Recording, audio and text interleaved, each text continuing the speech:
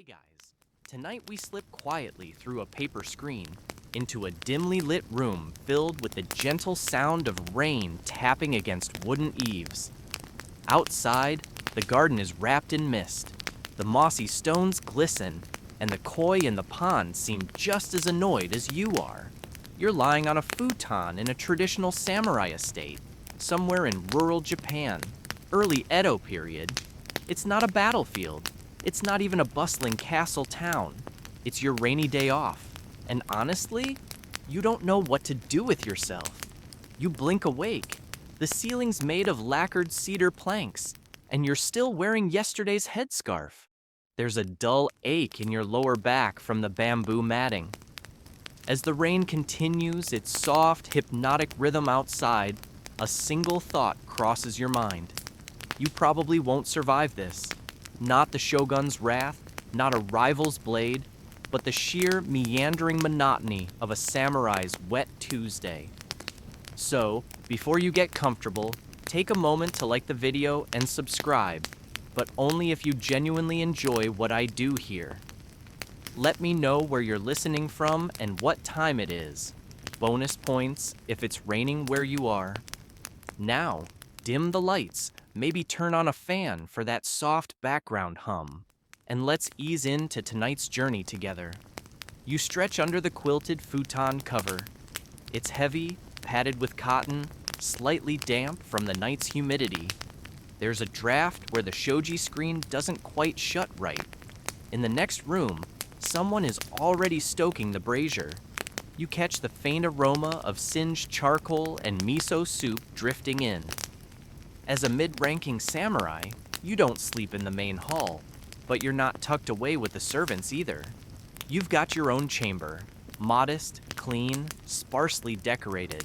On one wall, a hanging scroll with a brush-painted mountain scene and a poorly potted bonsai that's probably been dead since last autumn. On the floor nearby, your wakizashi, sheathed and resting in its lacquered stand. You never sleep more than an arm's reach from it, not because you expect trouble, but because it's tradition, and your sensei would haunt you if you didn't. Your first challenge of the day, getting out of bed without making an old man noise. Your knees pop like rice crackers. You squint at the pale, rainy light filtering through the paper windows. No sunrise, just an all-consuming gray. Rain in this era isn't just inconvenient, it's a full-time mood. It soaks through straw roofing, floods garden paths, and invites every frog in the province to stage a noisy concert just outside your room. You slide open the screen to the corridor and pause. The wooden walkway is slick, the garden pond overfilled. Somewhere, a servant sneezes. An omen? Probably. You shuffle to the wash basin, really just a wide ceramic bowl of chilly water, and splash your face. The water bites. You blink hard. There's no mirror, just a bit of polished brass nailed to the beam. You attempt to flatten your bed hair into something vaguely presentable. Good enough. A samurai's not a fashion model. Unless, of course, you count the daimyo's nephew, who once wore silk robes with gold thread just to check his mail. As you towel your face with rough linen, your mind drifts. You wonder if the rain will let up. You wonder if anyone will visit. You wonder if the sparrows nesting in the roof beams above your room will ever stop arguing. The rain continues, unbothered by your hopes. You step carefully along the veranda, balancing on the dry spots. A servant appears, kneeling and silent, offering tea. You nod. It's hot, fragrant, just bitter enough to wake you up. You sip slowly, watching the mist curl around the garden stones. In the distance, the bamboo fence shudders in the wind, and the sound of a distant wooden flute wafts in. Probably a neighbor or a ghost with excellent breath control. It's in moments like this that you remember how unglamorous the average samurai life can be. Sure, the armor looks cool, the swords are legendary, but most days, you're navigating a slippery veranda with a teacup, and wondering how long you can pretend you're meditating just so no one asks you to do chores. Still, there's comfort in the rhythm, the rain, the tea, the faint ache in your joints. Historians still argue whether most samurai had genuine military duties during peacetime or were glorified bureaucrats with swords. You suspect it's both. You've done paperwork that would make a ninja cry, but you've also trained in the mud and sweat, and once, memorably, you disarmed a drunk bandit using only a broomstick and sheer passive aggression. A mosquito buzzes past. In May? Rude. You lean back against the beam and close your eyes for just a moment. The rain fills your ears. You imagine tomorrow will be dry. You imagine that someone, somewhere, is riding a horse through this rain, gallant and soaked to the bone. You, however, are still in your night robe. Time to start the day. Whatever that means, when the world outside is all puddles and mist. You shuffle back to your room with a mild sense of purpose and absolutely no plan. The tea's kicked in just enough to make you functional, but the rain still whispers, go back to sleep. You resist. Barely. Rainy mornings don't exempt you from the small rituals of being a samurai, even if no one's watching, and someone's always watching. That one-eyed retainer with the perfect posture? He saw you slip once last week and has never blinked again. You start with your morning hygiene, which, let's be honest, is a bit more complicated than it should be. First, the tooth cleaning twig. Not exactly minty fresh, but it gets the job done. You chew one end until it frays, then scrub at your molars with the stubborn determination of someone trying to avoid a future lecture from the clan physician. They're always suspiciously eager with leeches. Then, it's time for a face wash. Again. Not because you're dirty, but because ritual says so. You ladle out another splash of cold water, same bowl, slightly less shocking now, and rub your face like a tired actor in a never-ending play. Next, hair. You grab your comb, which is carved from boxwood and older than your horse. Your top knot needs tightening, especially in this humidity, which turns samurai hair into samurai hay. You wince as you tug it into place, the small vanity of a warrior whose last portrait made his ears look uneven. A servant walks past carrying firewood and doesn't comment. You feel judged anyway. Finally, you go through the awkward process of trimming your nails with a tiny blade designed more for patience than precision. Your pinky nail resists. You sigh, defeated by keratin. Still, there's a calm to this routine, a rhythm. You move like your grandfather probably did, and his grandfather before him. Hygiene might seem mundane, but for samurai, it was part of maintaining inner discipline. Clean body, clear mind. Unless it's raining sideways, then it's just damage control. Now, with the basics handled, you turn to one of your favorite quiet rituals. Incense, a stick of sandalwood today. You light it with a coal taken carefully from the brazier. Smoke curls into the air like a lazy spirit, and for a moment, the rain almost sounds like applause. The scent wafts through the room, mixing with the musty perfume of old tatami mats and that one corner where someone spilled sake last week. You'll pretend it was intentional, a ceremonial spill. You sit for a while in front of the tokonoma, the alcove with the scroll and bonsai. Sometimes, you stare at it and pretend you're contemplating the impermanence of all things. Today, you're mostly wondering if the plant is salvageable. Historians still argue whether samurai genuinely practiced Zen as part of their daily routine, or if it became more of a social performance. Either way, you find it calming, even if your left leg always falls asleep halfway through. A soft knock, a tray is brought in, rice porridge with pickled plum, some simmered root vegetables, and one suspiciously overcooked egg. You thank the servant with a nod, even though they avoid eye contact like you're contagious. Rank has its isolations. You eat slowly, savoring the warmth. Food on a rainy day tastes different, softer, quieter. You let the flavors linger. One bite too many of pickled radish, and your face contorts. Still counts as discipline. You remember something your fencing master used to say. A hungry warrior is noisy.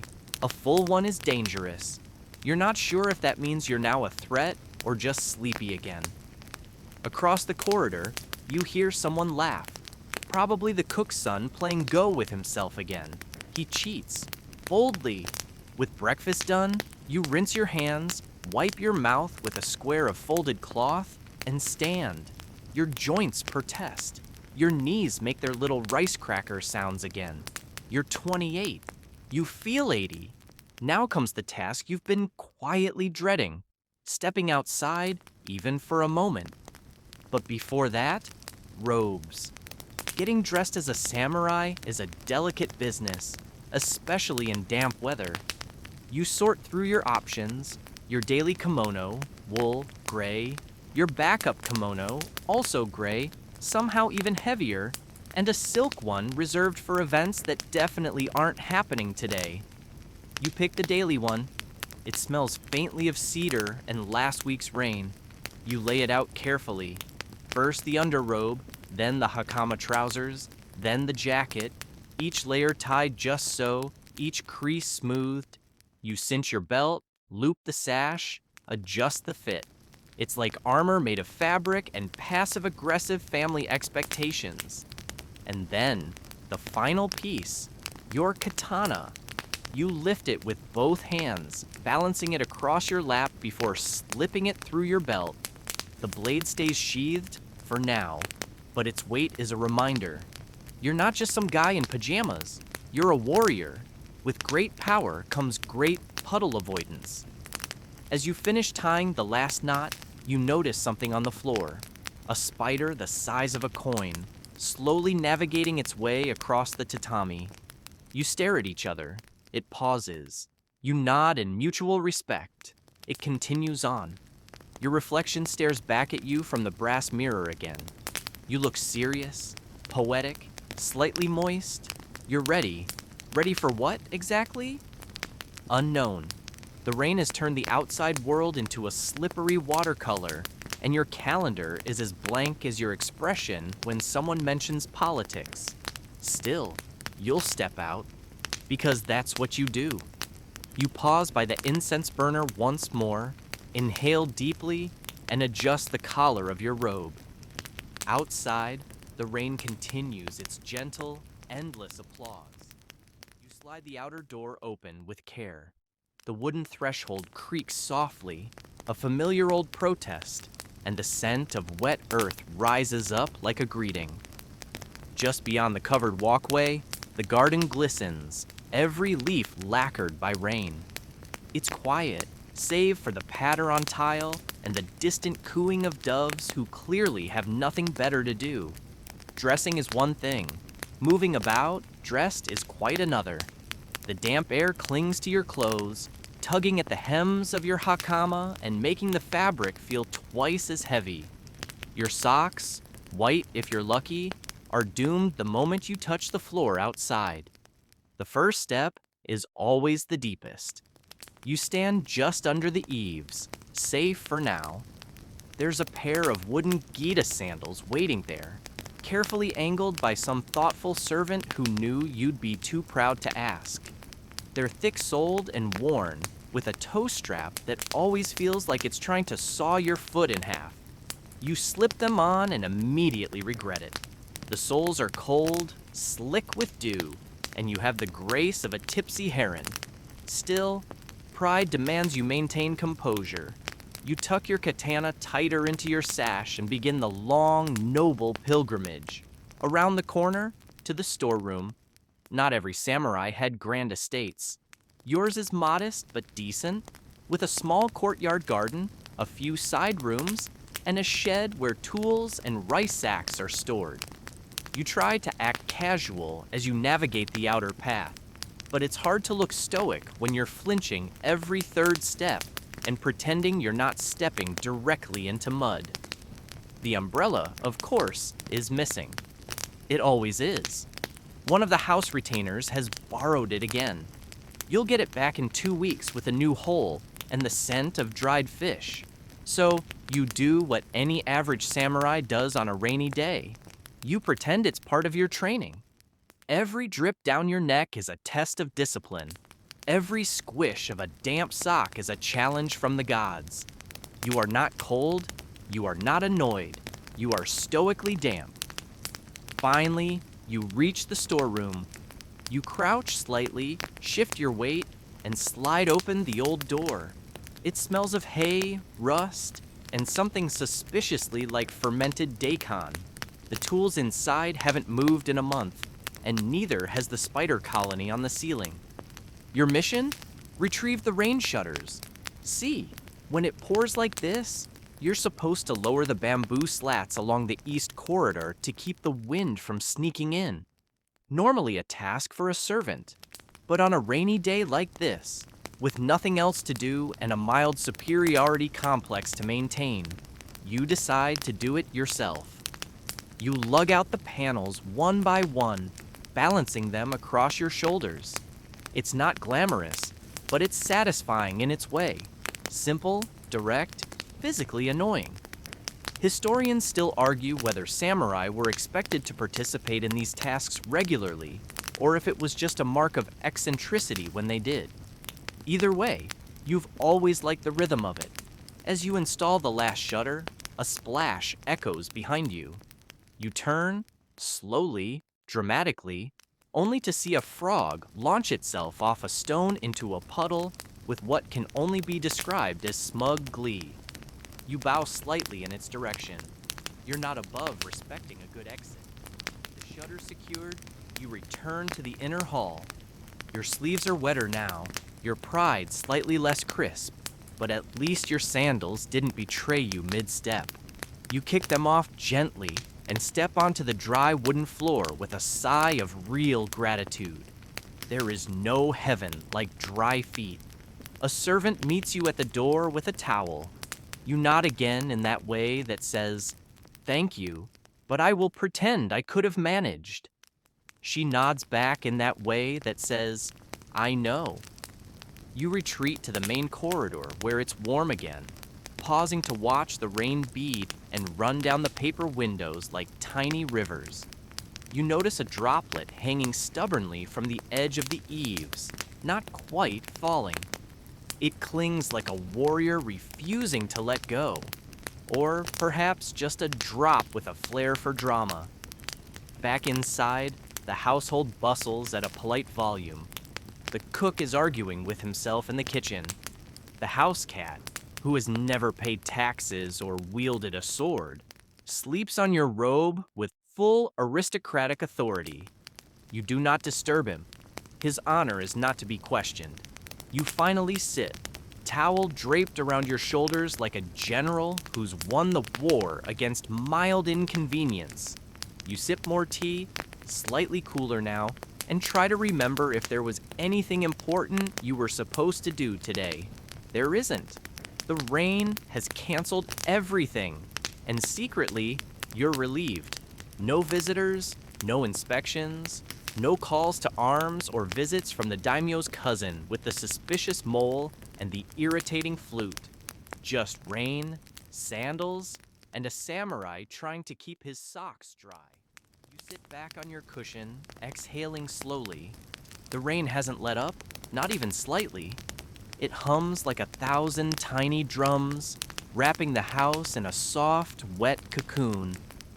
With the shutters drawn and the chores for the morning done, the real challenge begins. Passing time in a way that doesn't feel like idleness. You shift your weight, reach for the low writing table in the corner of your room, and begin preparing your tools. Inkstone, brush, paper. Writing might seem poetic, even noble, but today it's mostly to stop yourself from wandering the halls, sighing dramatically like a rejected no actor. The ink grinding begins. You hold the ink stick and swirl it slowly over the stone, adding droplets of water from a tiny jar, watching it darken to that rich charcoal black that bleeds like magic into the fibers of rice paper. This is not a task you rush. This is performance, meditation, and mild procrastination all rolled into one. Eventually, you write. A letter, perhaps, to a distant cousin who never replies but always sends plum wine at New Year's. You thank them. You pretend to be interested in their poetry. You avoid mentioning the incident with the spilled lacquer bowl, water under the bridge, you hope. Then you turn to your journal. Not everyone keeps one, but you've always liked the quiet company of a blank page. You don't write about battles or strategies, nothing so grand, just fragments. Rain today, again. Frog insulted me, I think.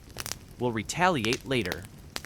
Historians still argue whether samurai used their personal writings as emotional outlets or merely to record practical matters. The truth, of course, is both. You fold your page neatly. No one needs to see it, especially the bit where you doodled a cartoon of the clan leader in sandals. Outside, a servant walks by carrying firewood, slipping slightly on the wet stones but catching herself with practiced grace. You nod approvingly through the screen door, a warrior spirit, that one. With writing done, you stand again and stretch. Your back cracks with a sound like snapping bamboo. Your legs complain, your hips grumble, but your mind has calmed. The tea is cooled, but you sip it anyway. Lukewarm bitterness suits the mood. Next comes the sword. Not for combat, no, nothing that exciting. Just maintenance. Every samurai knows that keeping your blade clean is half the job. A rusty sword is not only embarrassing, it's a bad omen. And today is not the day to tempt fate. You kneel, gently remove your katana from your sash, and lay it on the cloth in front of you. There's a whole ritual to this, and you follow it without overthinking. Unsheathing the blade just slightly, you examine the steel in the muted light. It's not just sharp, it's beautiful. A wave-like Haman edge dances faintly in the metal, a frozen flame. You wipe the blade with soft paper, dust it with uchiko powder, pounded stone, absurdly fine, and wipe again. The movements are slow, measured. You've done this 100 times, and still, each time feels like a conversation. A silent, slightly judgmental conversation with a long, sharp friend. You oil the blade, resheath it, and set it aside. A job well done. Of course, the wakizashi demands equal attention. You repeat the process, this time humming softly under your breath. Something vaguely melodic and very off-key. If anyone heard, you'd claim it was part of the tradition. You glance at your armor stacked in the corner, lacquered plates, silk cords, a smell that can only be described as historic. You're not putting it on today. You'd rather wrestle a badger, but you make a mental note to air it out soon. The last rainstorm caused a bit of mildew, and nothing saps honor like moldy greaves. Suddenly, a gust of wind rattles the shutters, and for a brief moment, the room darkens, shadows shifting along the walls. You wait, nothing else happens. Probably just the weather, or maybe the fox spirit that haunts the garden when it rains. Hard to say. You return to your cushion, fold your legs, and stare into the middle distance. A noble pastime, staring. It lets others assume you're reflecting deeply on military strategy, when really you're just wondering if there's any rice candy hidden in the kitchen. A servant appears with more tea. You accept it like it's a diplomatic offering from a foreign kingdom. The tea is hot again, miraculous. You sip. Then, with a subtle groan, you pick up the wooden practice sword leaning against the wall. You know exactly how this is going to go.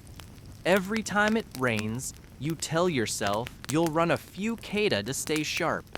Every time, You get halfway through and get distracted by a cat, a snack, or a sudden philosophical epiphany about puddles. Still, you move to the center of the room. Slowly, deliberately, you raise the bakken and begin. Step, swing, pivot, pause. The motions are like breathing now. Muscle memory passed down through calloused hands and long afternoons just like this. Your feet slide gently on the wooden floor. Your sleeves sway. You are fluid, silent, mildly out of shape. Halfway through your second form, you realize you've been making sound effects with your mouth, tiny whooshes and soft grunts. You stop, embarrassed. No one saw. You continue. Outside, the rain drums steadily, like applause for a performance with no audience. You finish the sequence with a slow exhale and return the bakken to its place. Not your most focused session, but then again, rainy days aren't for excellence. They're for practice, gentle repetition, small rituals that tether you to purpose, and you've still got half a pot of tea. The steam from your tea curls upward, disappearing into the soft lantern light. You don't even remember pouring this last cup. It's just appeared beside you, as though summoned by your well-honed sense of minor luxury. The warmth seeps into your palms, comforting and quietly smug. Across the room, the house cat finally stirs. He rises like a disgruntled noble, stretches with the grace of a seasoned duelist, and stares at you as if you are the lazy one. Then he flops back down on a different robe. A wetter one, of course. His victory is total. Rainy days, you realize, are full of small power plays like this. Now comes the indoor wandering.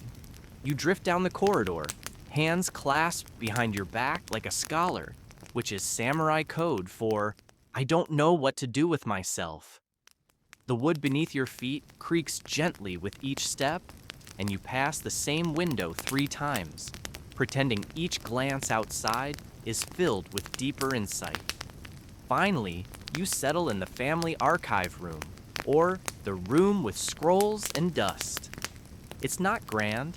Shelves grown with forgotten ledgers, old poetry anthologies, and one mildly scandalous romance novel written under a false name.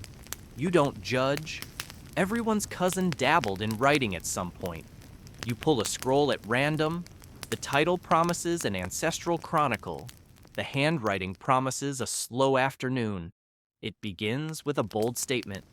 Our clan originates from a man who once defeated a bear by accident. You smile, a good start. Historians still argue whether such embellished family records were meant as fact or just ceremonial fiction. You suspect it's both. An old samurai trick to make your ancestors seem bolder and your enemies more foolish. You keep reading. The next entry involves a suspicious number of cart accidents. Apparently, the family once had a terrible reputation for unstable wheels. One uncle became infamous for tipping his ox cart into a river while trying to impress a merchant's daughter. The daughter married someone else. The ox was fine. You roll the scroll up gently. A little family lore is good for the soul, but too much, and you'll start believing your third cousin invented fire. Back out in the hallway, you hear muffled laughter from the kitchen. One of the younger servants has likely spilled rice again, or burned something, or told a joke. In samurai households, those 3 outcomes are equally probable. You drift toward the sound, but stop at the doorway. You watch without interrupting, just for a moment. It's good to know that some corners of the world still hum with small joys. Returning to your room, you find a tray has been left near the door. Someone's anticipating your need for lunch. Grilled fish, pickled vegetables, a tiny bowl of soup with tofu so soft it trembles at your breath. It's not elaborate, but it's warm, and that's enough. You eat slowly, relishing each bite like a monk pretending not to enjoy miso. The fish flakes perfectly. The soup is modest but comforting. And the pickles? surprisingly aggressive today. You make a face and nod approvingly. Someone in the kitchen is taking liberties, and you respect it. With the meal finished, you clear the tray yourself. You don't need to, but the clinking bowls give your hands something to do, and there's a certain charm in small duties. You pass a window where rain has pooled on the sill. You touch it lightly, cold, pure, briefly yours. You sit again, now comfortably full, slightly warm, and lazily alert, which means it's time for calligraphy practice. You don't need to impress anyone with your brushwork, but the act of shaping characters calms you. You settle in front of a fresh sheet, breathe once, and begin with a simple phrase: rain upon tile, quiet sword. The characters are slow, deliberate, like dancers on paper. You write a few verses from memory, then invent some, quietly pleased that no one will correct your grammar. Calligraphy is about form and flow, not spelling tests. Halfway through a line, the brush slips slightly, a blotch. You stare at it, then carefully draw a little mountain around the stain.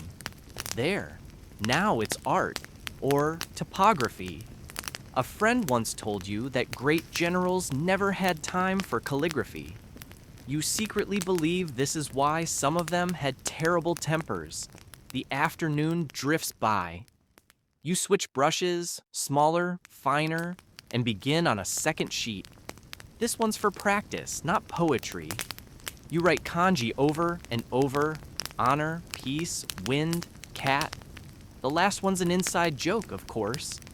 You glance over at the feline noble sprawled on your robe. He does not acknowledge your tribute.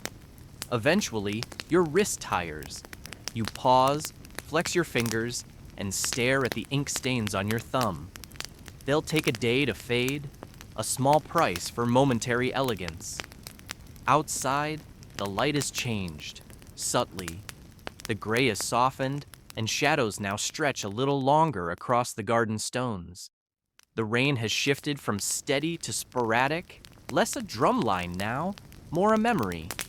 You put the brushes away, clean the stone, and fold the paper carefully. Not masterpieces, but honest attempts, like much of life. The wind outside nudges the shutters. You glance up. Somewhere, beyond the clouds, the sun is beginning its slow descent. You haven't done much today, and yet it feels full, quietly full, like a teacup not brimming, but perfectly sippable. You lean back and close your eyes for a moment, just a moment, not a nap, not quite, just stillness. The cat sneezes. You open one eye. He's licking your calligraphy. You rise slowly from the cushion, joints cracking like distant temple bells. The house is quieter now. There's a hush that only comes in the late afternoon, when the rain softens, and even the busiest servants have found a rhythm to their tasks. You move down the corridor again, this time with no particular goal. You're just letting the house guide you. Eventually, you find yourself in the garden veranda, where the overhang keeps the rain off just enough to sit and watch without getting drenched. You lower yourself onto a dry mat, the wood beneath you slightly damp at the edges, and stretch out your legs. The view is muted but rich. Moss-covered stones glisten. A bent pine drips water from every needle, as if it spent the entire day listening to gossip and now needs to cry it out. The koi in the pond aren't visible. They've likely retreated to the deepest part, unimpressed with the weather. You sip from a small cup of sake someone left behind. Just a little, enough to warm the chest and fuzz the edges of thought. Across the courtyard, you spot the old gardener. He's wearing a straw raincoat that looks like a pile of hay with legs. He moves slowly, but with purpose, lifting fallen branches, riding a wind-toppled lantern. He's been with the household longer than you have, and rumor has it he once fought in a battle and then swore never to pick up a sword again. Now he battles moss instead, and wins. You raise your cup to him. He doesn't see you, but you toast him anyway. Rain beads on the edge of the veranda. You reach out and touch one of the drops as it slides down a bamboo pole. It's cold, but clean. There's something pleasing about water that's never touched a cup. You think about rain as a thing, how it turns enemies into friends for a day. You couldn't storm a castle in this weather if you tried. Horses slip, arrows warp, spirits dampen, even duels are postponed. Rain is the only force more respected than honor. It's the polite excuse everyone shares. Historians still argue whether rainy days were used strategically or simply endured with mild resentment. You know the answer: both. A clever samurai learned to read the clouds as well as he read his opponent. And today, you read them like a seasoned monk. Still, the day is not over, and neither is your strange, subtle itinerary of rainy day rituals. Back inside, you pass the guest room and spot something on the low table, an old board for Go. The black and white stones are still in their lacquered bowls, and the board's surface gleams from long use. You consider ignoring it, but it calls to you. Softly, like a familiar challenge you know you'll lose, but enjoy anyway. Set the board. You don't need an opponent. You've played both sides before. It's a game of war and balance, but today, it's more like moving pebbles in a Zen garden. You place the stones slowly, with the reverence of someone pretending not to cheat against themselves. Black makes an aggressive opening. White counters with dignity. You squint, pretend surprise, then scoff at yourself. It's oddly satisfying. Halfway through, you knock the board accidentally and scatter half the stones. The cat, of course, looks up and blinks as if to say, "Amateur move." You bow mockingly to your imaginary opponent and call it a draw. After tidying the game, you drift to the weapons hall. Not for sparring, not in these sleeves, just to look. Your clan's history lines the walls. Spears, halberds, bows taller than a man. One blade is rumored to be forged from a meteorite. Another supposedly belonged to a general who once won a battle without drawing it. You run a finger lightly along a bowstring, not enough to disturb its tension, just enough to feel the faint whisper of strength stored in stillness. There's a scroll in this room, too. One of those endless tactical manuals that makes very little sense unless you're already in a battle and in need of a bedtime story. You leaf through it anyway. Diagrams of troop formations, warnings about rain-slick terrain. Someone's penciled in a note beside a cavalry maneuver. Never try this near ducks. You raise your eyebrows. A story for another day, perhaps. You pause before a wall hanging, a depiction of the legendary swordsman Tsukahara Bokuden. He stands in a quiet stance, eyes soft but focused. Rain falls behind him in the ink painting, art imitating life. You bow slightly, out of respect and habit. Back to your room again. The house is a loop after all, and you've made the circuit several times today, like a sleepy sentinel on peaceful patrol. You light a fresh stick of incense, sandalwood, smoky and slow burning. The scent wraps around you like an old robe. A younger cousin pops in briefly, mutters something about a poetry challenge, and vanishes. You pretend to take it seriously, scribble a haiku on the fly. Rain mocks my training? Even my sword dreams of naps? Cat still wins the day. You leave the poem on his door like a noble threat. The light dims further. Not quite evening, but almost. You could prepare for dinner, but the house hasn't stirred yet. There's still time for one last indulgence. You fetch your flute. It's not ornate nor expertly played, but it has accompanied many a rainy afternoon. You sit by the open screen and play a few notes. Soft, uneven, like wind through reeds. Nothing elaborate, just gentle melodies that float out into the garden and dissolve into the mist. The cat yawns. The gardener finishes for the day and gives you a nod on his way past. You keep playing. It's not music for war or ceremony. It's just rain music. And today, that's more than enough. Set the flute down gently, letting the final note hang in the air like a wisp of incense. The kind of note that doesn't end so much as it fades into the room and decides to stay a while. You rub your hands together to warm your fingers, still slightly chilled from the breeze drifting in. Outside, the rain is slowed to a polite drizzle, just enough to be noticed, not enough to demand conversation. Now, it's the early evening lull, the moment between the last cup of tea and the first bowl of rice. This is when your stomach nudges you gently, like a retainer reminding you of your appointment with dinner. But before you head to the kitchen, there's one more detour.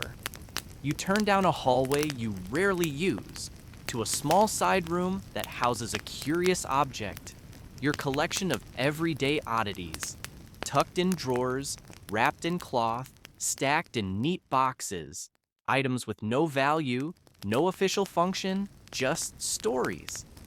The first drawer yields a small, oddly shaped stone. It was given to you by a boy in a village who swore it could predict the weather. You kept it, not because it worked, it didn't, but because he said it would rain today, and it did. Next, a tiny carved figure of a fox with one ear. No one remembers where it came from, but it's been in the family long enough to earn its own spot on the shelf. You give it a respectful nod. Probably a minor deity in disguise. Best not to test that theory. You sift through old fans, a broken compass, a letter addressed to someone who doesn't exist, and a pair of very small sandals. Children's, perhaps, or a prank gift. Either way, you kept them. Samurai are trained to honor their ancestors, but nobody tells you what to do with the weird stuff they leave behind. Historians still argue whether samurai collected keepsakes out of sentiment or status. The truth, as always, lies somewhere in between. What looks like a forgotten trinket to one scholar might be a war trophy, a charm, or just a memory too stubborn to throw away. You finally close the drawer and stand. The room has done its job. It's reminded you who you are on days when nothing happens. And on rainy days, that's a quiet kind of power. The smell of rice reaches you just as you turn the corner. You enter the kitchen at the tail end of preparation. The rice is steaming, the soup is simmering, and someone is nervously trying to plate a pickled daikon to resemble a chrysanthemum. You raise an eyebrow. The cook blushes and swats your hand when you reach for a sample. Not out of disrespect, more like ritual. Every household has its food-based banter. You take your place on the mat in the dining room as the meal is served. It's modest, as always. Grilled eel, miso soup with seaweed, a pile of rice so perfect it could pass inspection by a rice tax official. You eat slowly, with the quiet efficiency of someone who spent years mastering chopstick etiquette. You don't speak, there's no need. Meals are quiet by design. Only the occasional clink of bowl against tray, the whisper of steam rising, the soft huff of the cat appearing again and pretending to be new. Someone tries to tell a story halfway through the meal. It involves a chicken, a hat, and a misunderstanding involving plum wine. It's not a great story, but it gets a laugh, which is all it needs to do. You smile. Good storytelling is like seasoning. Used lightly, never overwhelms the dish. After dinner, you help clear the trays. Not because you're expected to, but because doing so keeps you from becoming the sort of samurai who thinks tasks are beneath them. You've met that type. Their armor always shines. Their reputation never does. Back in your room, the sky has finally darkened. The kind of black-blue that only rainy evenings know. No stars, just a thick, comfortable nothingness overhead. You change into your night robe, which is less about comfort and more about the satisfaction of no longer wearing your "I might be summoned to battle" robe. You stretch, groan softly, and sit at the window again, one leg outstretched, one knee bent. The posture of philosophers, poets, and people trying to work out a back kink. You gaze into the night garden. The rain has paused, no longer falling, just clinging to surfaces and catching what little light remains. A small frog chirps once, then goes silent. Even the insects are on low volume. It's the perfect time for your other evening habit, story weaving. Not telling stories, mind you, just building them in your head. Half memory, half invention. A little boy who meets a tanuki with a shoe collection. A retired samurai who opens a noodle stand and wins a duel with broth alone. A storm spirit who just wants to join a kabuki troupe. You don't write them down. That would make them feel too real, too final. No, they're bedtime stories for yourself, to be remembered only in fragments tomorrow. The important thing is the act of creating, like setting up a tea ceremony you'll never pour. The wind shifts. You stand, stretch again, and prepare for bed. The futon's been laid out while you were eating, and you nod at the unseen hand responsible. The lanterns glow gently, and the room smells of pine smoke and plum blossom sachets. The cat is already curled in a small heap at the foot, claiming his spot before negotiations begin.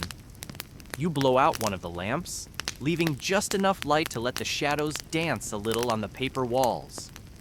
Rain begins again, this time soft enough to sound like breath. You lie down, one hand behind your head, eyes tracing the ceiling. You think, not for the first time, that these kinds of days might be your favorite. Days where nothing happens, and yet everything feels gently stitched into place. Close your eyes for a moment, but keep your mind alert, as if you're half expecting the day's calm to unravel. But the rain outside is steady, steady as a heartbeat, and the house breathes in rhythm with it. You imagine the water trickling down from the tiled roof, pooling on the stone path, and then flowing away somewhere beyond the garden gate.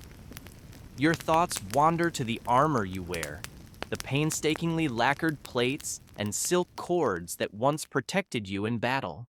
It's heavy, awkward, and not something you'd want to put on a rainy day. Yet, it's more than metal and cloth. It carries your name, your honor, and the legacy of generations. Today, the armor sits in its polished case, quietly reminding you that your worth isn't measured in battles fought, but in how you live between them. The same way the rain waits patiently for the sun, you wait for the next call to action, resting in the lull. You think about the layers beneath the armor, the kimono, the padded jacket, the small leather gloves, and how each piece has its purpose, its history. Some samurai were famous for how they decorated their armor with family crests or tiny bells that jingled softly in the wind. You once tried sewing a bell onto your shoulder guard, but it fell off during practice. The story made for a quiet laugh, but also a lesson. Subtlety matters. Historians still argue whether samurai armor evolved mainly for protection or for psychological warfare. Did the gleaming masks inspire fear or respect? Maybe both, or maybe it depended on the audience. Your hand drifts to the small dagger tucked by your bedside, the tanto, a practical tool, less ceremonial than your katana, but essential nonetheless. You remember a tale of a samurai who used a tanto not in battle, but to slice open a stubborn persimmon, a reminder that even warriors have domestic moments. A sudden knock at the door startles you slightly. It's the servant, carrying a small tray with a cup of warm tea and a single sweet rice cake. The gesture is simple but comforting, the kind that speaks of quiet attentiveness rather than ceremony. You accept the cup with a nod and sip slowly, feeling the warmth spread through your hands and chest. The sweetness lingers longer than expected, a perfect balance to the earthiness of the rain. Outside, the cat prowls the hallway, its soft footsteps barely audible.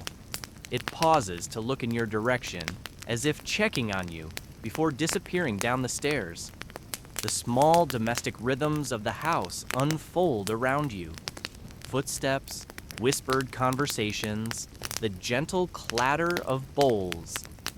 You think about the samurai's place not just on the battlefield, but within this peaceful world, a protector of home and hearth as much as of honor and territory.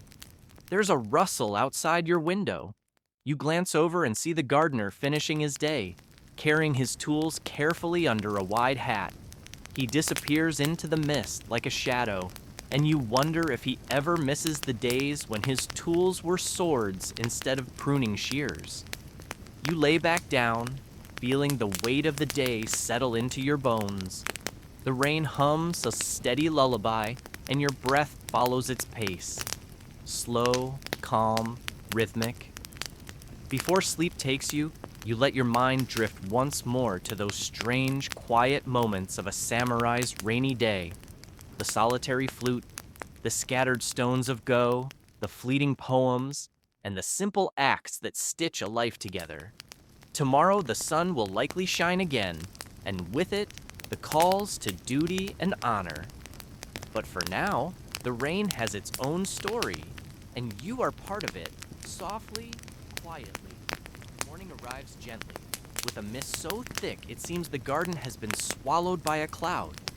You awaken to the soft patter of leftover raindrops and the faint scent of wet pine and earth drifting through the open window.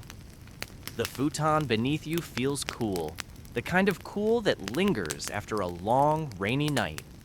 You sit up slowly, the muscles in your back reminding you of yesterday's movements. The slow strolls, the stretches, the quiet rituals that make up a samurai's off-duty day. It's not the rush of battle, but a different kind of discipline, one that holds the spaces between action with intention. You glance toward the alcove where your katana rests in its stand, gleaming faintly in the soft dawn light. Even when sheathed, the sword seems to hum with promise. But today is not a day for drawing blades or raising banners. Instead, it is a day for quiet preparation.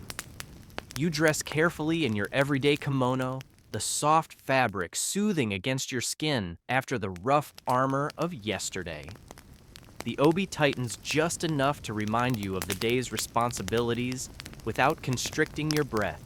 You knot it with the practiced fingers of a man who has tied 1,000 knots before. You make your way to the courtyard, the stones still wet and glistening like black glass. The air is cool and fresh, the scent of damp moss stronger now that the rain has passed. The gardener is already at work, sweeping the paths with a broom made of bundled twigs. His movements are deliberate and unhurried, almost meditative. You decide to join him, picking up a broom yourself. It's not the most glamorous task, but it is necessary. There's something calming about the rhythm of sweeping, the way the bristles brush over stone, clearing away the leaves and dirt. It's a way to order chaos, even if only temporarily. Historians still argue whether these small acts of maintenance were seen as chores or as rituals of mindfulness among the samurai class. Some say sweeping the courtyard was a form of meditation. Others think it was simply a way to keep the house respectable for visitors. As you work, your thoughts drift to the samurai's relationship with nature. Unlike the image of a warlike noble, many samurai found solace in the gardens, the changing seasons, and the subtle sounds of wildlife. They were trained to observe, to listen, to find lessons in everything, even in a sparrow's song or the way dew clings to a leaf. You finish your sweep and stand back to admire your work. The courtyard looks pristine, as if it's ready to welcome the day's guests, or perhaps the quiet footsteps of a wandering poet. You retreat to the tea room where the kettle is already boiling.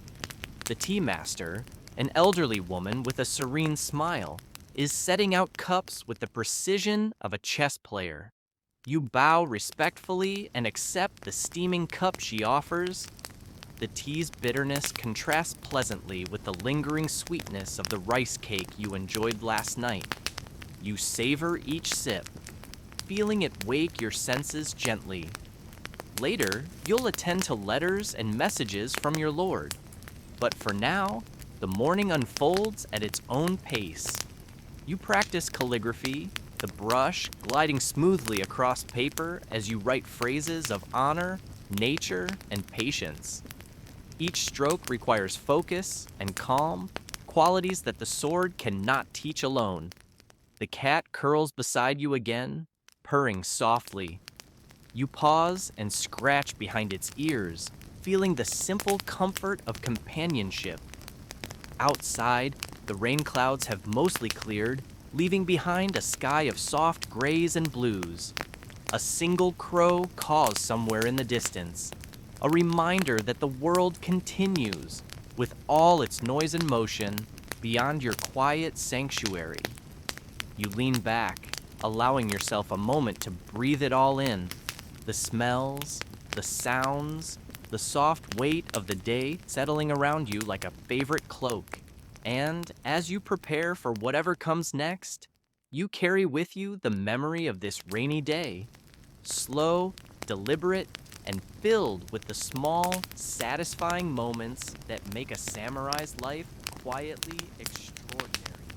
You rise from the tea room, feeling the warmth of the cup lingering in your hands as you step outside into the pale morning light. The garden seems to hold its breath, droplets clinging to leaves and petals like tiny jewels, each one catching a shard of the muted sun. Your feet move along the stone path, familiar yet always new when viewed through the fresh eyes of a day after rain. The scent of wet earth fills your nose, grounding you, reminding you that life continues quietly beneath all the grandeur of sword and duty. Today, you turn your attention to something both simple and profound, sharpening your katana. The blade lies on the low wooden bench outside your room, a gleaming crescent waiting to be restored to perfect edge. It's a ritual in itself, one that requires patience and care. You pick up the whetstone, feeling its rough surface, and set to work. The repetitive motion, the gentle push and pull, feels almost like a slow dance, and as the edge becomes sharper, you notice the faint metallic scent mixing with the natural aromas around you. Historians still argue whether samurai practiced sword maintenance daily or only before battles. Some suggest that the act itself was a form of meditation, a way to connect mind, body, and weapon. Others believe it was strictly practical, ensuring survival on the battlefield. The blade catches the light as you work, the steel whispering promises of protection and honor. You think about the generations who wielded swords like this one, how many hands held it, how many battles it survived, and how many quiet mornings like this it shared. A sudden breeze rustles the leaves overhead, and a small cluster of cherry blossoms falls gently onto the stone. You smile, accepting it as a fleeting gift, a reminder of beauty's delicate, fleeting nature. After all, even the fiercest warrior appreciates the soft, ephemeral moments. Nearby, the cat watches intently, eyes narrowed and tail twitching as if judging your technique. You joke quietly that even the feline is a master swordsmith in his past life. As the sharpening draws to a close, you wipe the blade clean, testing its edge carefully. Satisfied, you sheathe the katana and place it back in its stand. Your hands feel calmer now, steadier, a physical reminder that focus can bring peace, even in a world built on conflict. You retreat indoors, where the day continues to unfold at a gentle pace. There will be letters to read, tea to drink, perhaps a scroll to study, or a poem to compose. But for now, you carry the quiet satisfaction of a job well done, the ritual of sharpening a blade, a metaphor for preparing oneself to meet the world, rain or shine. You settle yourself quietly at your writing desk, the familiar flicker of a paper lantern casting soft, wavering shadows across the room. The amber glow dances over the polished wood and the delicate scrolls stacked neatly to one side, inviting you into a world where ink and thought mingle like whispered secrets. The faint scent of sandalwood mingles with the earthy aroma of ink, a comforting combination that settles your restless mind. Before you lies a sealed letter from your lord, its deep red wax emblem unbroken and promising a message heavy with duty and expectation. You break the seal carefully, the faint crackle of hardened wax punctuating the stillness. Unfolding the parchment, you see the neat calligraphy, elegant, precise, and imbued with the weight of command. The letter outlines requests and instructions, a roadmap for the days ahead, but underneath the formal tone, you sense the undercurrent of reliance. You are more than a warrior. You are a cog in a grand design, a thread in a vast tapestry of alliances, honor, and governance. This letter is the voice of that design, and you must respond with the same clarity and care. You pick up your brush, its bamboo handle worn smooth by years of use, and dip it into the black ink. The first stroke glides across the rice paper with practiced ease. You write not just to communicate, but to persuade, to express loyalty, and to maintain the fragile peace that hangs by a thread between rival clans. There is an art to letter writing, subtle and intricate. One must balance respect with assertion, humility with strength. The wrong word could escalate conflict. The right one might soothe tempers or kindle alliances. You remind yourself how many battles were avoided not by the sword, but by the careful crafting of phrases. Your brush moves rhythmically, each character flowing from the tip like water tracing gentle curves on stone. The act itself is calming, a meditation in ink. The rhythm steadies your breath, quiets your mind, and for a moment, you are neither samurai nor vassal, but a calligrapher weaving stories with each stroke. Historians still argue whether samurai were more warriors or poets, but most agree that the best of them embodied both. The pen was an extension of the sword, a way to fight without bloodshed, to wield influence in silence. A soft rap at the door pulls you back to the present. The cook enters quietly, carrying a lacquered tray with a small bowl of pickled vegetables. A humble offering meant to refresh your palate and spirit in the long afternoon. You thank the cook with a small bow, appreciating the simple warmth of the gesture. You set the bowl aside, savoring the tangy flavors as you sip water from a lacquered cup, the cool liquid sliding smoothly down your throat.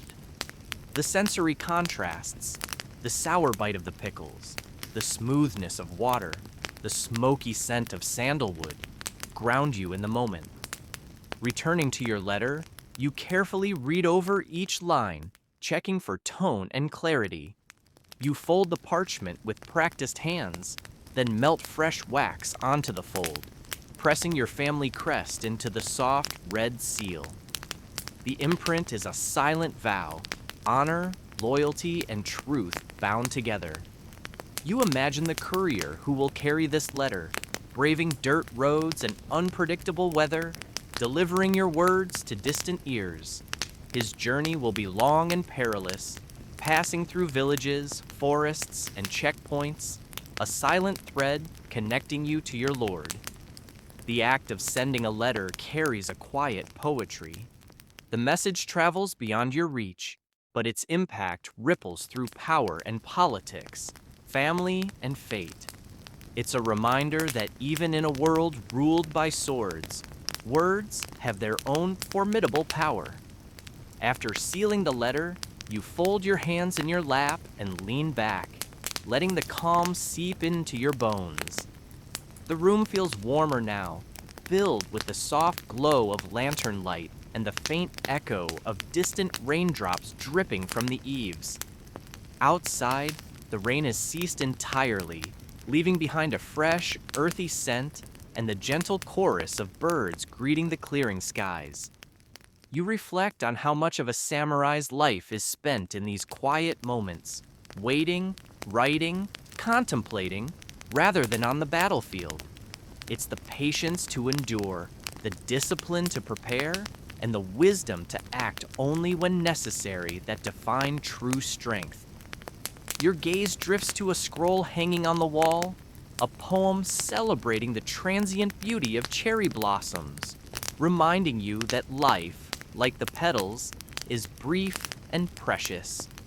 It's a lesson repeated endlessly in samurai culture, and one you carry deeply. The room holds a hush now, broken only by the soft crackling of the lantern wick and the occasional rustle as a breeze slips through the shoji screens. The cat curls nearby, purring softly, a quiet companion to your solitary vigil. You consider how many samurai found solace in these peaceful rituals. The tea ceremonies, the poetry, the quiet moments of reflection, balancing the fierce demands of their martial lives with gentle acts of grace. It is not a life of constant action, but of deliberate pauses. Moments like this, where the world seems to slow, where sword and ink share equal importance, and where honor is woven through both speech and silence. You lean forward once more, picking up your brush, but this time to compose a haiku, simple, evocative, and fleeting. Soft rain whispers down, blades rest beneath quiet clouds, peace in fleeting moments. The poem is a quiet confession, a reminder to yourself and to the world that even warriors crave peace. You finish and set your brush aside, the day's tasks complete for now.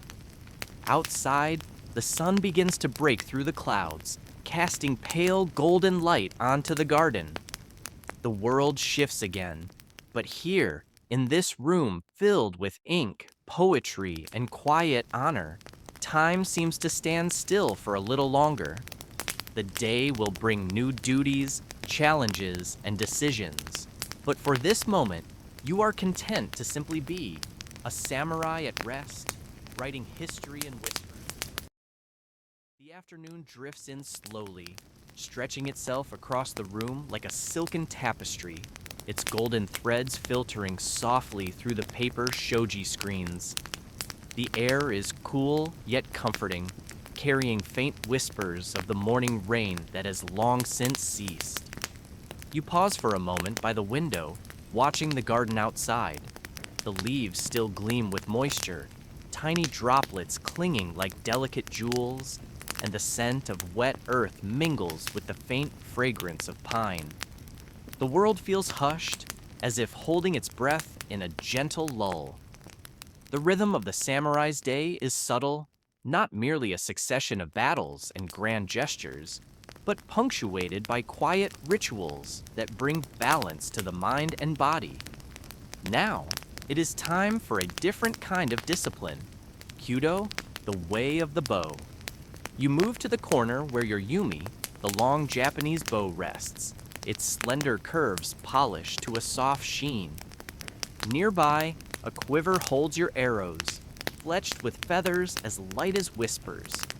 Kyudo is not just about hitting a target, it is a moving meditation, an art form in which the act of shooting an arrow is a spiritual practice as much as a martial skill. You take the bow into your hands, feeling its weight, a graceful tension running through its limbs. The grip is familiar, worn smooth from years of use but still precise and demanding. You stand on the tatami mats, feet grounded and steady, and draw the string slowly. The breath flows naturally in and out, steady and calm. As the string pulls taut, the world narrows, and all distractions fade. The arrow is your focus, your connection to the moment and the universe beyond. With a soft release, the arrow flies through the air and strikes the target with a muted, satisfying thud. The sound is quiet but resonant, a testament to the skill and patience required. You breathe deeply, preparing for the next shot. The sequence is rhythmic. Posture, draw, aim, release. Each movement blends seamlessly into the next, creating a flowing dance that transcends mere technique.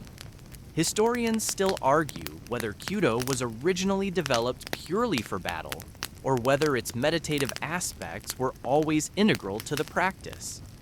Some suggest that by the Edo period, when warfare became less frequent, Kyudo evolved into a spiritual discipline, aligning closely with Zen teachings about presence and detachment. Others maintain that even on the battlefield, the focus and calm required were as crucial as any physical skill. You can appreciate both views. There is something undeniably peaceful in this ritual, a quiet that settles deep in the bones and softens the sharp edges of the day. The repetition quiets the mind in a way that no other practice can, allowing space for reflection and renewal.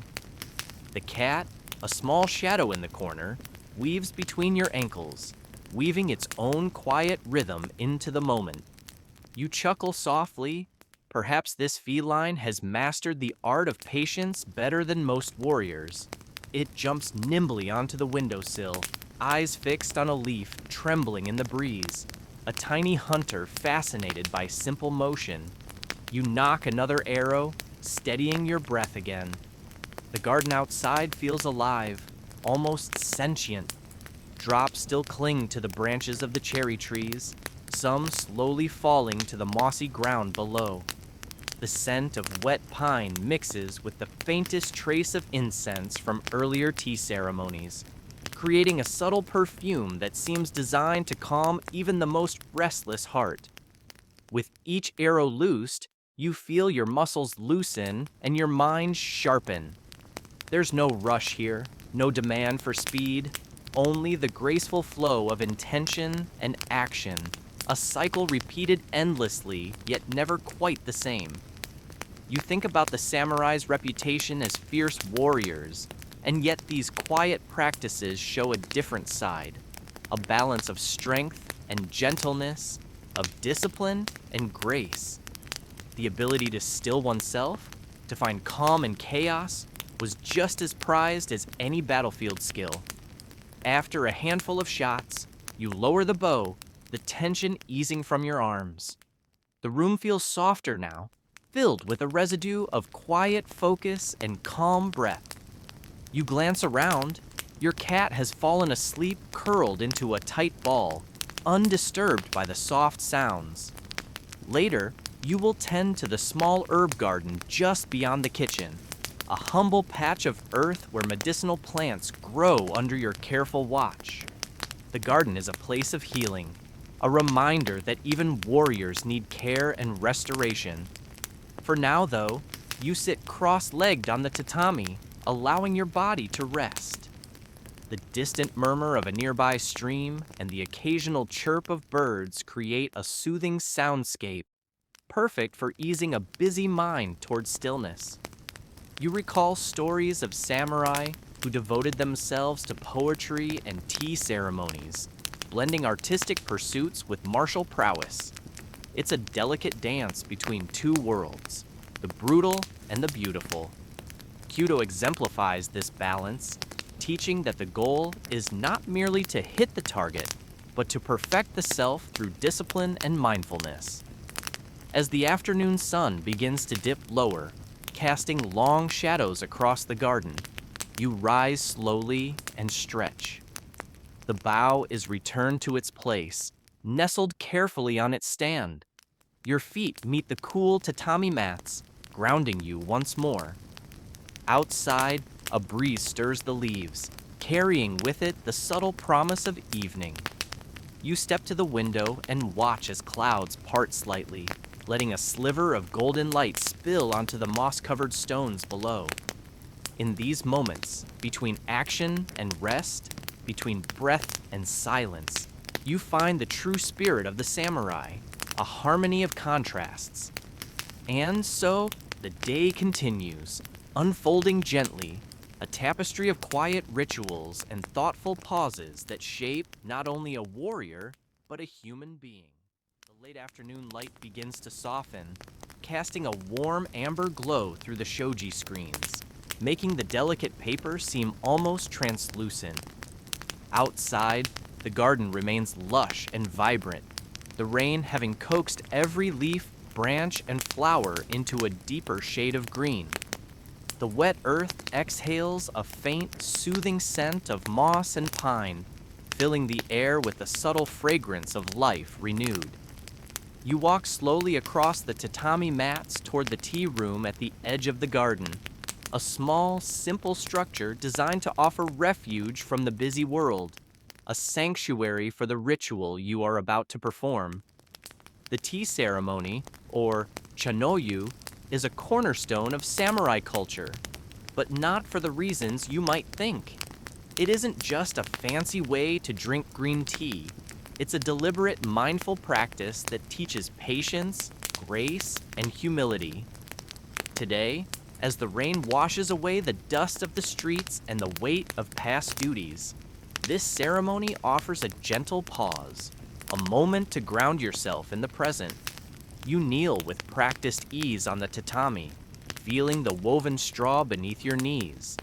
Your hands move methodically, almost without thought, but filled with intention, wiping the tea bowl with a soft cloth, measuring the vibrant green matcha powder, pouring hot water in a slow, spiraling motion.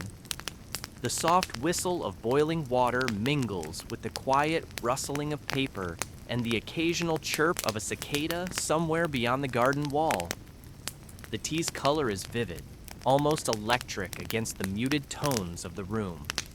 You lift the bowl carefully, inhaling the faintly grassy aroma before taking a small sip. The flavor is gentle but complex, a balance of bitterness and earthiness that wakes your senses without rushing your thoughts. It's not unlike life itself, layered, nuanced, and demanding attention to appreciate fully. Historians still argue whether the samurai adopted the tea ceremony mainly for cultural refinement or as a method of mental training to calm the warrior's often turbulent mind. Some scholars suggest that the act of preparing and drinking tea was a way to cultivate wabi-sabi, an aesthetic of simplicity and imperfection that runs contrary to the sharp precision expected in battle. Others believe it was a practical strategy to develop discipline and control, key virtues for anyone who might face sudden violence. You lean back slightly, savoring the warmth radiating from the bowl and the serenity settling over your thoughts. The stillness is interrupted by a soft knock on the sliding door. The cook steps inside quietly, holding a lacquered tray with a small plate of wagashi, traditional sweets crafted to reflect the seasons. Today, they are shaped like autumn leaves, their colors a delicate blend of crimson and gold, their texture soft and inviting.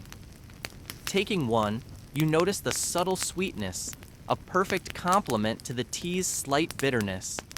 It is a reminder that even in a life defined by duty and discipline, there is room for small indulgences, moments of simple pleasure that nourish the spirit. Your gaze drifts toward the tokonoma, the alcove where a scroll hangs, bearing an elegantly brushed poem about the fleeting beauty of cherry blossoms, a metaphor for life's impermanence. The brushstrokes are bold, yet fluid, capturing the tension between strength and fragility. It's a quiet nod to the samurai's acceptance of death, a reality always present but never dwelled upon. The garden outside seems to echo this sentiment. Drops of rain still cling to the azalea bushes and the maple leaves, slowly falling one by one like nature's own countdown. The sound is so soft, it might have been imagined, a gentle percussion that blends with the muted buzz of insects and the distant call of a nightingale beginning its evening song. You think about the role of the tea ceremony in samurai society, not just as a personal ritual, but also as a social one. Hosting and attending these gatherings was a way to display not only skill in the art, but also cultural sophistication and respect for guests. The ability to navigate these social occasions with grace was as important as mastering the sword, a fact that often surprises those who imagine samurai as solely fierce fighters. In fact, many famous samurai were also poets, painters, and tea masters. The ideal warrior was a blend of warrior and artist, strength and sensitivity combined in equal measure. This balance was crucial to maintaining harmony in a society that valued both martial prowess and cultural refinement. Your thoughts drift briefly to the ongoing scholarly debate about the influence of Zen Buddhism on the tea ceremony.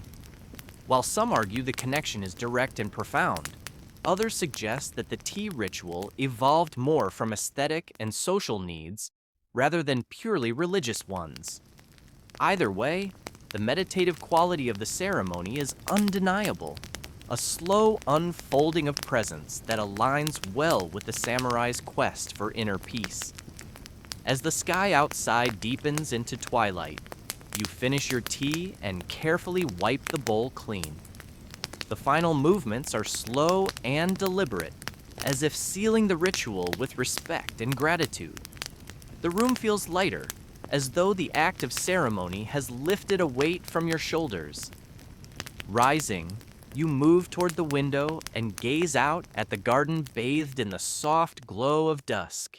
The rain has left behind a world refreshed and renewed, a fitting backdrop for the calm that now settles within you. The cat, which had been napping lazily near the hearth, stretches and pads softly across the floor, brushing against your legs with a quiet insistence. You bend down to scratch behind its ears, the familiar rhythm grounding you further in the moment. Outside, the first stars begin to twinkle, their light faint but steady. The air cools slightly, carrying with it the faint sounds of village life winding down, the murmur of distant voices, the closing of shutters, the soft clatter of footsteps on gravel. You pause, feeling the subtle shift from day to night, from activity to rest. The tea ceremony has done its work, calming the mind and opening a space for reflection and ease. Tomorrow will bring new duties, perhaps new challenges, but for now, you are suspended in this quiet balance, a harmony of movement and stillness, strength and softness. You take one last look at the garden, breathing in the scent of wet earth and pine, and step away from the window with a sense of peaceful completion. The samurai's day continues to unfold gently, a slow, deliberate dance between duty and calm, action and contemplation.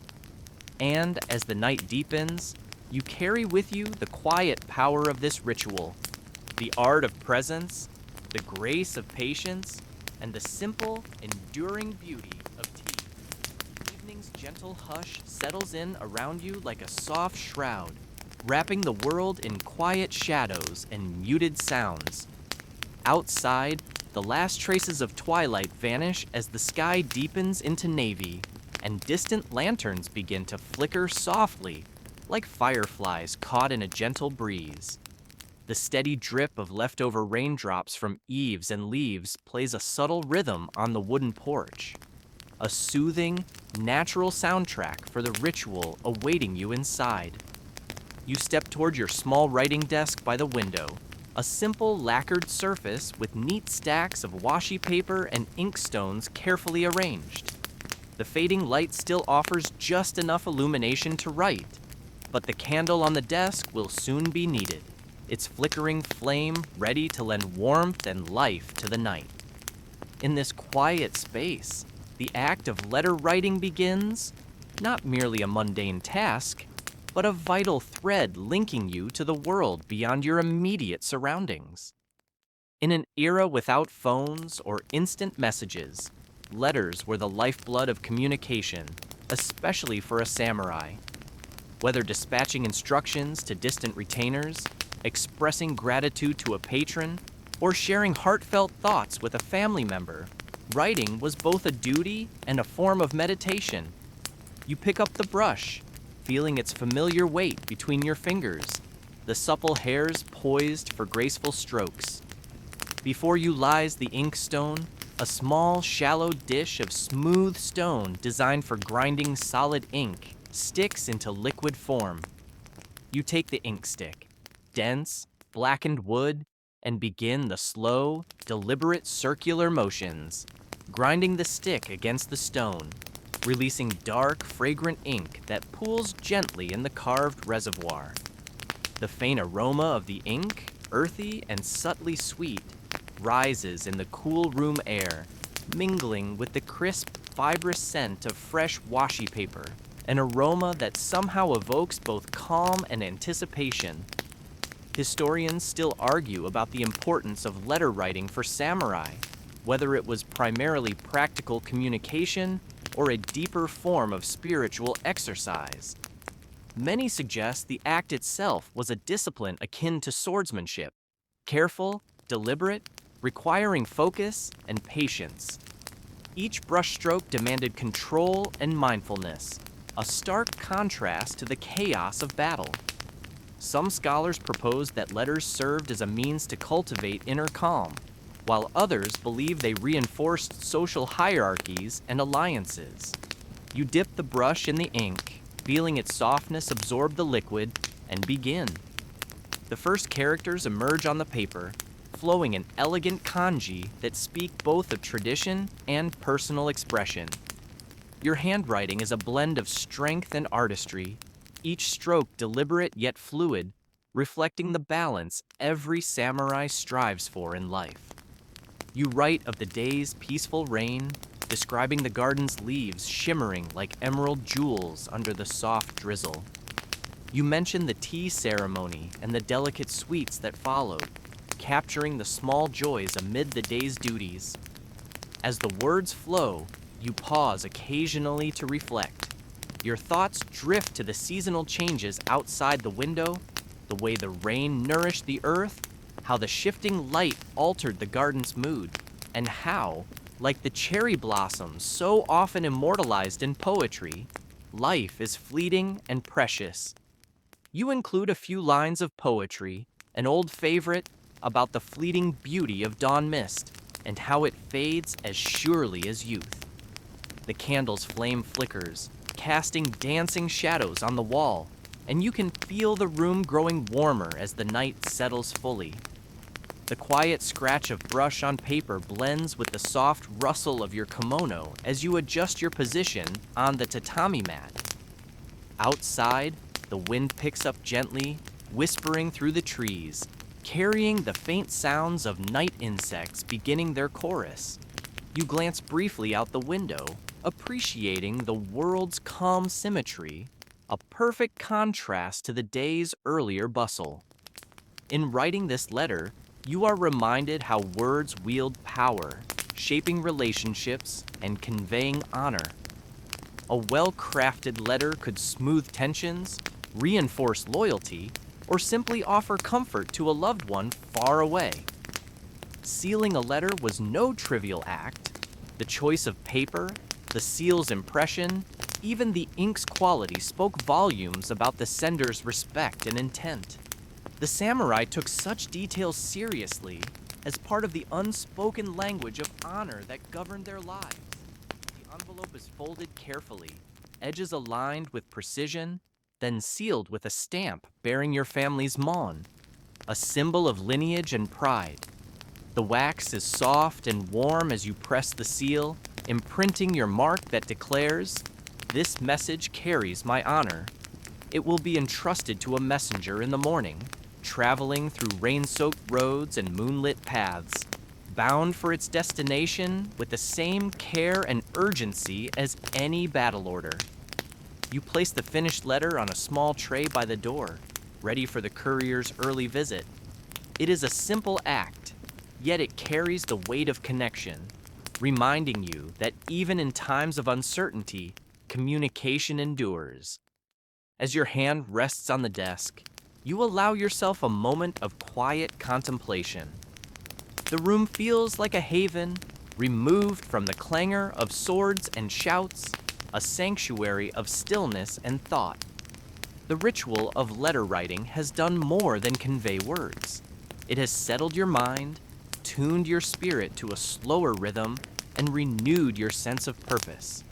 You stretch quietly, feeling the pleasant fatigue of a day well lived, filled with the discipline of sword practice, the focus of calligraphy, the serenity of tea, and now the intimacy of penned thoughts. The evening air cools slightly as a gentle breeze slips through a crack in the shoji, bringing with it the fresh scent of pine and damp earth. Outside, the village is quieting further. You catch faint sounds, a dog's bark far away, the closing of a gate, the muted footsteps of neighbors retreating indoors. The world is slowing, folding into rest. The pen, once mighty for shaping plans of war, now offers a softer power, the ability to connect hearts, affirm alliances, and preserve memories. For a samurai, this balance between strength and sensitivity is essential. After all, a sword wielded without wisdom is just metal. You rise from your seat, feeling the smoothness of the tatami beneath your feet. The day's final light fades completely, replaced by the steady glow of lanterns and stars above. Your house is warm, sheltered, a cocoon against the chill of night. As you prepare to extinguish the candle, your thoughts settle on the interconnectedness of all these rituals, each a thread in the fabric of samurai life. The discipline of the bow and sword, the poetry of tea and calligraphy, the quiet strength of written words, all woven into a tapestry that defines not just a warrior's day, but his soul. With a final glance out the window at the darkened garden, you close the shutters, sealing the night's tranquility inside. Tomorrow's challenges will come, as they always do. But for now, you are wrapped in the gentle embrace of evening, where peace and purpose coexist. The wind hums softly through the eaves, and the world exhales a sigh of rest. The night settles around you like a soft, dark quilt, the kind that tucks you in gently after a long day. You sink slowly onto your futon, feeling the familiar support of the straw-filled mattress beneath the woven fabric, the scent faintly earthy and comforting. Outside, the rain has finally stopped, leaving behind a world washed clean and glistening, the scent of wet pine needles and moist earth drifting faintly through the slightly open window. The cool night air slips in, soft against your skin, carrying with it the distant hum of nocturnal insects beginning their quiet chorus. You lie back, your head cushioned by a simple but well-fluffed pillow, and let your eyes wander toward the paper lantern hanging near the doorway. Its soft amber light casts warm, flickering shadows on the walls, the gentle sway making the room feel alive yet peaceful. You breathe in slowly, deeply, feeling the calm seep into your bones. The day's duties, the morning's sword practice, the afternoon's tea ceremony, and this evening's quiet letter writing all settle in your memory like a soothing balm. It's strange, really, to think how much life unfolds in these small, quiet moments, far from the clamor of battles or the clang of armor. A samurai's day might be filled with rigorous discipline and duty, yes, but there is also this, the poetry of routine, the art of small rituals that ground you, connect you to your heritage and to the earth itself. As you lie there, your mind drifts back to the morning. You recall the precise movements of your katana practice, the way your muscles tensed and relaxed in harmony, the satisfying thwack as your wooden sword struck the training post, the rhythm almost hypnotic. The discipline required was immense, but so was the reward, a sense of control, focus, and readiness that carried you through the day. You smile softly, remembering how you stumbled briefly when the rain started, your footing slippery on the wet wooden floor, and how your sensei had just chuckled quietly, reminding you that a warrior must adapt to all conditions, even soggy mornings. The tea ceremony that followed was a study in contrasts. After the sharpness of the sword, the softness of carefully poured water, the delicate clink of porcelain, and the slow, mindful sipping of matcha. You remember the steam rising gently from the tea bowl, the faint bitterness balanced by the sweetness of the wagashi sweets, shaped like tiny blossoms. It's in these moments of calm that you truly appreciate the transient beauty of life. The fleeting aroma of tea, the momentary bloom of a flower, the whisper of rain on leaves. Later, you had shared a modest meal with your fellow retainers, rice, pickled vegetables, and grilled fish. Simple fare, but prepared with care and respect for nature's gifts. There was laughter, too, as someone recounted an old tale about a samurai who mistook a raccoon dog for a demon in the rain-soaked forest. The story was absurd enough to make everyone chuckle softly, a gentle reminder that even the fiercest warriors have their moments of humility and humor. Now, as you settle into the quiet of the evening, your thoughts turn to the letter you wrote, the ritual of grinding ink, the weight of the brush, the delicate strokes of kanji across crisp paper. It was more than just communication. It was a meditation, a chance to slow the mind, to gather your thoughts and emotions in a controlled dance of ink and paper. Historians still debate whether samurai viewed letter writing primarily as a duty or as a spiritual practice, but either way, the discipline required is undeniable. You recall sealing the letter with the family mon, pressing the warm wax with care, imagining the journey it will take the next morning. A messenger braving muddy roads and slippery paths to deliver your thoughts to someone far away, perhaps a lord, a sibling, or a mentor. That simple connection, fragile as paper yet strong as steel in its intent, feels like a thread tying you to the wider world beyond your immediate surroundings. Your eyes close briefly as you remember the scent of the ink, the smooth feel of the brush, the faint crackle of the candle as it burned low. The small comforts of home, these are the things that balance the samurai's life, the quiet counterpoint to the harsh realities of duty and war. Outside, the village has grown silent. The footsteps and voices of the day have faded into whispers and sighs. You hear the faint rustling of bamboo leaves in the breeze, the distant call of an owl, nature's lullaby inviting you to rest. The moon, a pale guardian in the night sky, spills silver light through the window, casting soft patterns on the floor and illuminating the garden beyond. You imagine the droplets clinging to leaves, sparkling like tiny jewels, the stone lantern standing silent and stoic amid the wet earth. You feel the steady rise and fall of your breath, the slow pulse of calm spreading through your body. Every muscle relaxes, the tension of the day dissolving like mist. You remind yourself that tomorrow will bring new challenges, perhaps an inspection, a meeting with the daimyo, or another day of training. But for now, you are safe, surrounded by the warmth of your home and the gentle embrace of night.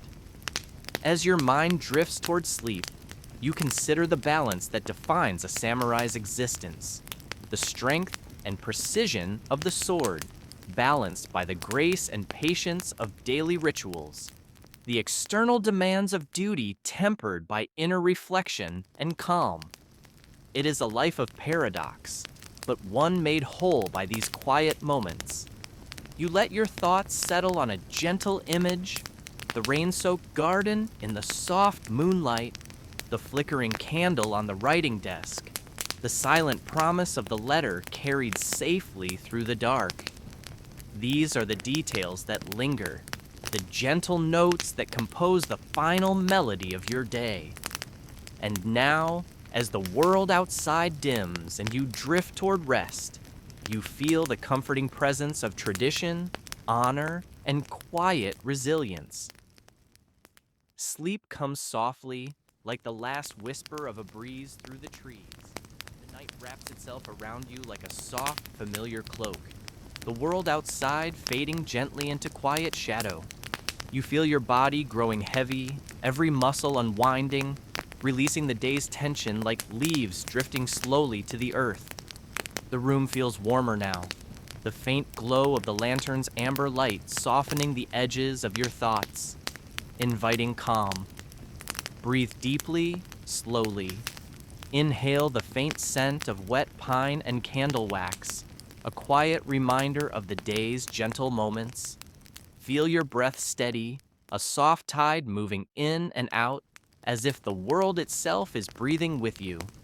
The rhythm is unhurried, unforced. Let your mind drift to the soft patter of rain on wooden eaves, the delicate steam rising from a warm cup of tea, the whisper of paper as you wrote your letter by candlelight. These are the little pieces of a day well lived, the quiet acts of grace that ground a restless spirit. There is a peace here, in the stillness between moments, the space where courage and calm meet. The samurai's life was not only about strength or duty, but about finding balance in the everyday, about holding honor lightly and breathing deeply. Feel yourself sinking deeper now, cradled in the soft embrace of night, where time slows and worries fall away like autumn leaves. You are safe. You are held. The quiet world hums softly around you, a lullaby just for you. Rest well, friend. Let the gentle night carry you into dreams as calm and steady as a slow falling rain. Good night.